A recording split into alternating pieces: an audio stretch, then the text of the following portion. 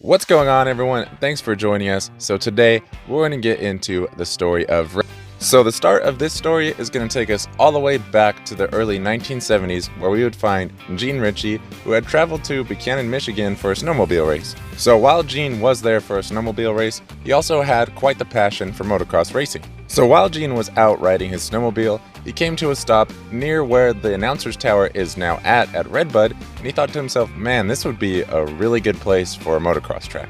Gene ended up talking to the landowner, and come to find out, he was actually looking to sell the place anyways. One thing led to another, and Gene purchased the land that has since become the RedBud motocross track. The Ritchies ended up partnering with two other families, and initially there was some pushback from the local community against the motocross track, but in 1973 they ended up having their first races at RedBud, and then in 1974 they had their first AMA National. So over the years the track began to solidify itself as a solid stop on the National Series. The Ritchies ended up becoming the sole owners of the track, and they began to win over the Buchanan community. So if we fast forward about 25 years to 1991, there's a local hero named Mike Larocco, and he wants a practice track at his home in Indiana. Now while Mike does live in Indiana and RedBud is in Michigan, Mike lives in northern Indiana and Buchanan is in southern Michigan, so really it's actually kind of down the street for him, and that's like his local track. So Mike knows Tim, the son of Gene, very well. He ends up partnering with Tim for him to come down and build him a practice track. So Tim comes down to Mike's place in Indiana. He builds him this awesome practice track, and on the practice track, one of the things that they built is around a 150-foot jump that they nicknamed Kong. So practice track is built, Mike jumps on there and he does a few laps, and then eventually he ends up sending it all the way up and over Kong, and Tim is standing right there. And I am paraphrasing here, but he pretty much says, "Holy crap, dude, that was amazing. I gotta put that on our track." So Tim goes home and he tells his dad, Gene, he's like, "Dude, we gotta put a big jump on the track. It's the only option. It's gonna be amazing. We have to do it." Initially, Gene is apprehensive towards the idea, but eventually he caves in and lets Tim build the jump. So Tim gets to work moving the dirt, and Mike actually pulls up next to him, and while he wasn't necessarily moving the dirt with Tim, he was there to help him with things like the distance, the angle, and things like that. So they go and they build this nice big jump. So now it's 1992, and it's time for the National to return to the track. In the days leading up to the race, Mike does end up jumping over the jump and clearing it, and there are some versions of the story that even say that initially he jumped to flat, and that's how they decided where to put the landing. Then come race time, Mike shocked a lot of people when he ended up jumping it on his KX 125, and while he had already jumped it before, a lot of people had not seen it or didn't know about it, and it was pretty impressive to see him doing it in a race. Later on that day, some of the 250 guys did end up jumping it as well, but Mike was the first person to ever jump it in competition. So because of Mike's involvement and the way he jumped it first, the jump became known as Larocco's Leap. As the years went on, the leap became quite an iconic jump. Everybody knew to gather around Larocco's Leap to see guys flying high through the air. Many iconic pictures were taken there, and many iconic moments have happened on the jump. Generally speaking, the smaller displacement bikes have always struggled to get up and over the jump. Many times only one or two guys in the class will jump it, or none of them will. There's a handful of guys that come to mind that jumped it on the 125s back in the day, like James Stewart, Ernesto Fonseca, Travis Pastrana, and a few others. There's a really cool photo of James Stewart jumping it in 2002.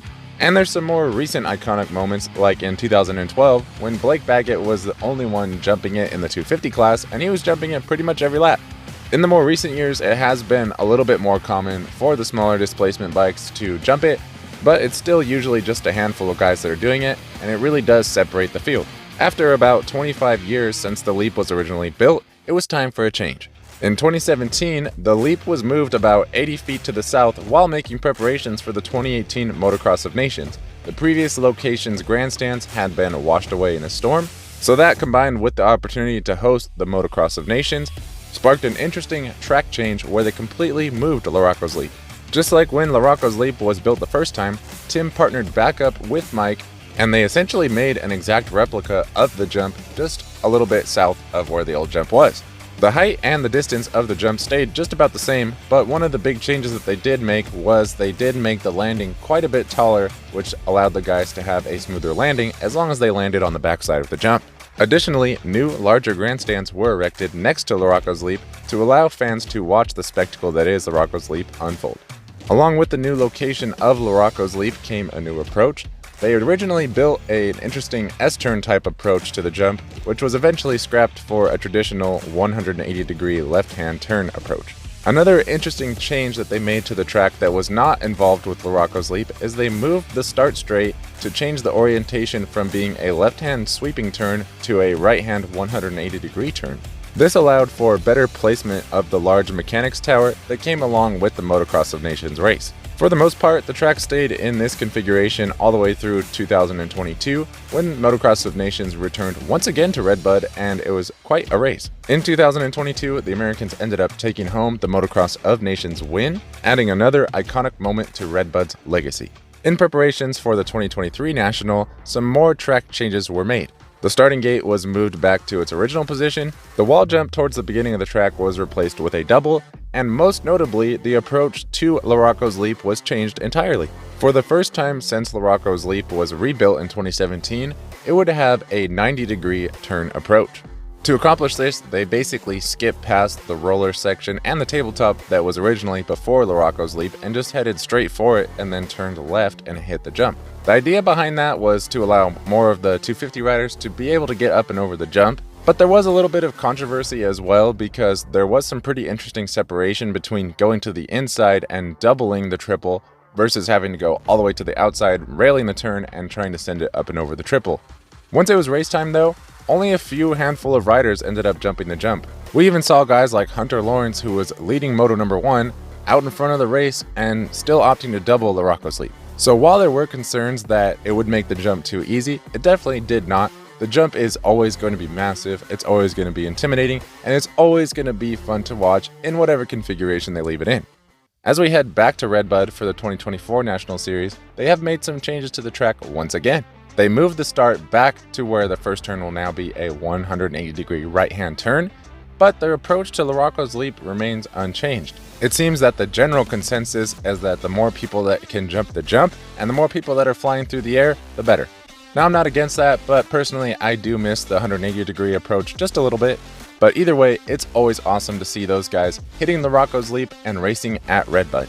If you are watching this before the race this weekend, let me know down in the comments below who are your picks for the win this weekend, and also let me know what your favorite configuration of Larocco's Leap is. One thing I think we can all agree on is that RedBud is an iconic American track, and Larocco's Leap is probably the most famous jump in motocross. So that's why I wanted to just come in here and do a little video on a story about RedBud and Larocco's Leap. Thank you guys for joining me, and I will see you in the next video.